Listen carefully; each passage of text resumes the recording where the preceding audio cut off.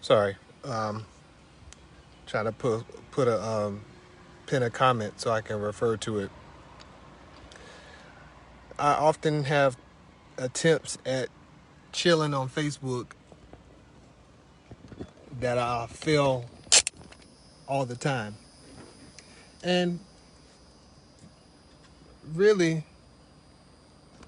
only time I feel or am or it is suggested for me to chill on Facebook is when I'm using my influence for ungodly purposes or for deconstruction versus building up. Aside from that, it's just maybe a little much because I really get excited about what I speak about most times. But, anyways, today I've been thinking on the subject of forgiveness because honestly, as of late, and I think just for a long time, I myself have really been struggling with forgiveness. Um, wouldn't have admitted it time ago, but really and truly, I think that I have been struggling with forgiveness and having unforgiveness. And so I've really been dwelling on forgiveness, the subject of forgiveness. One, because I have things that I need to be forgiven for by loved ones in my life of things that I've done to them, and two, because there's things that have definitely been done towards myself and my loved ones that I have honestly struggled forgiving people for.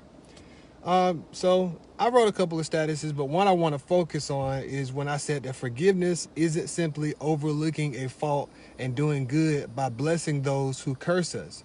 That's actually works-based righteous. That's actually works-based or self-righteousness. You can't obey God and not forgive. Partial obedience is no obedience at all. And the reason why I wanted to focus on this particular status that I made is this. I think that I have been one in the past to do it, and I know that it has been done to me, where people will have a certain sentiment about you, or you'll have a certain sentiment about the next person, and because you buy them donuts, or because you treat them nice, and because you bless them, and because you just do good to somebody that curses you or is evil to you, it's easy to believe that because we bless somebody that curses us, that's enough in the eyes of God, because he says right in his word in Matthew chapter 5 verse 44 through 45 to love your enemies, bless those that curse you, do good to them that hate you, pray for them which despitefully use you and persecute you, that ye may be the children of your Father which is in heaven. For he makes his sun to rise on the evil and on the good, sending rain on the just as well as the unjust. And then recently before this video, I posted another status that said, love is a heart posture before it is ever an action. We know John 3:16, for God so loved the world that he gave his only begotten son, and we know the rest. But the thing that we skip over, or that we're quick to go over, is the fact that that's two parts.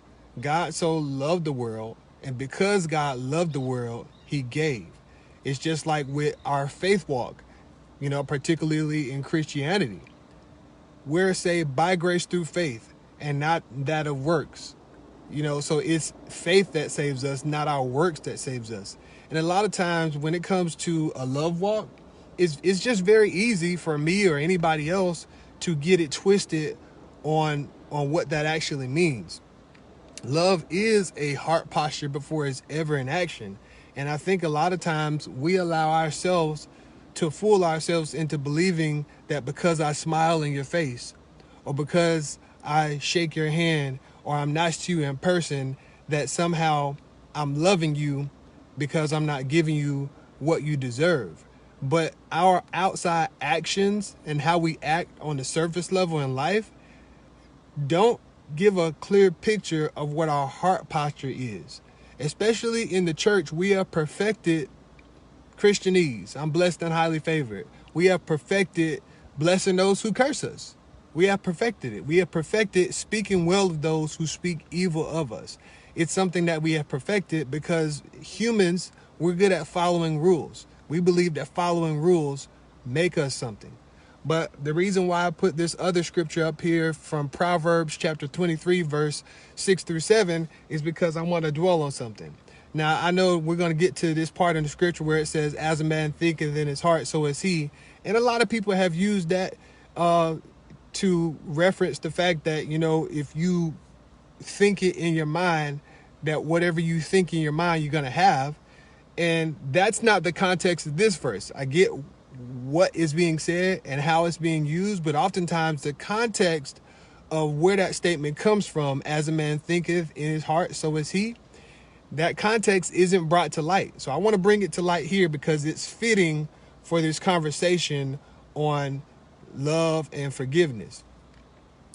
First, it starts off with verse 6. Eat thou not the bread of him that hath an evil eye. An evil eye just means you're double-minded. An evil eye is not single. A single eye is a healthy eye. An evil eye is an unhealthy eye. Like, think double vision. If you have double vision, your eye is evil because it's unhealthy. You're seeing double. So an evil eye is a double eye. So eat thou not the bread of him that hath an evil eye, neither desire thou his dainty meats. And then verse 7, for as he thinketh in his heart, so is he. Eat and drink, he says to you, but his heart is not with thee. That's Proverbs chapter 23, verse 6 through 7. The reason why I wanted to bring that up is this. A lot of times, and I just want to dwell on church culture, Christianity, a lot of times we do what Jesus says in Matthew chapter 5 when he says to bless those who curse us and to love our enemies. We do that, but it's not from a place of a heart posture towards God, and neither is it done from a place of a heart posture towards the person. It's done from a heart posture of wanting something in return from God. Oh, God says do this, I'm going to do this, and by me doing this work, I'm righteous. God is never about a works-based righteousness. God is about works, but works that are motivated by the heart.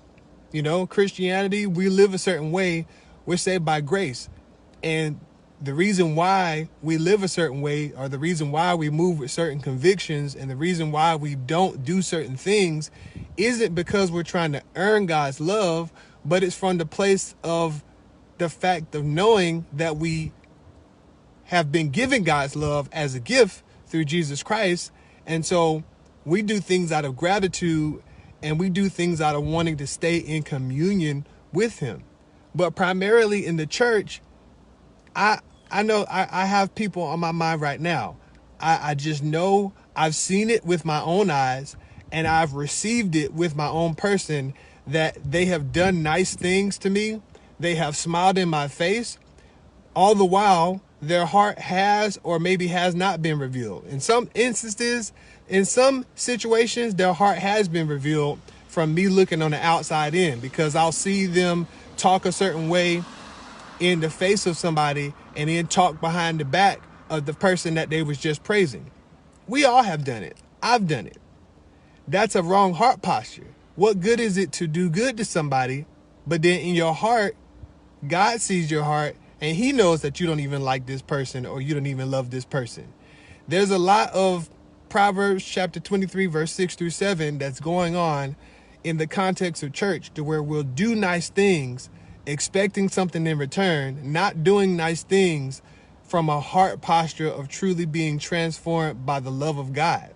And that, my friends, is a false understanding of the gospel, and it's works-based. And so I just came on here because I really wanted to share this. I've been thinking about forgiveness because I need to receive forgiveness and to give forgiveness in the context of my own life. But I just really wanted to come on here for everybody that would care to entertain this video, to just kind of set the record straight and, say, examine your own heart. Just because you do nice to somebody, just because we smile in each other's face in church, doesn't mean that we have issues that we haven't resolved. You can't love God and not forgive a person. I believe I said that. Yeah, you can't obey God and not forgive. Partial obedience is no obedience at all.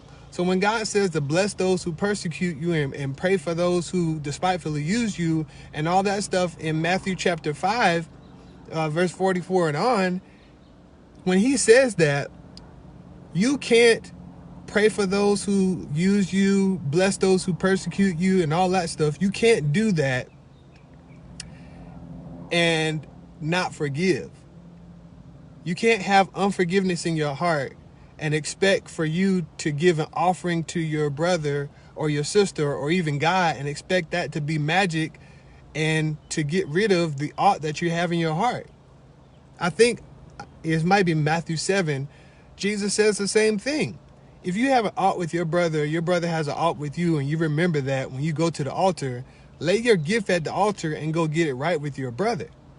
But what we have done in Christendom and in church today is we have used our gift as an excuse to put our offense under the rug and never deal with it. And that's the serious issue. We're gift giving, and God isn't honoring it because he already told us what to do in Matthew chapter 5. You lay your gift at the altar and you go get it right with your brother. If God says to lay your gift at the altar and don't give your gift to me, get it right with your brother, what sense would it make to give a gift to a brother that I'm offended with? What sense would it make for me to smile in the face of somebody who I really in my heart don't like? What sense would it make for me to give all these nice pleasantries and give gifts and smile and say I love you when in my heart of hearts, I hate you at that moment, to be quite honest and quite blunt. But this is what we have done, and I'm speaking in the context of church because that's the context that I move with. That's the context that I love and that I want to do better at conveying that I love. But we cannot smile in each other's face.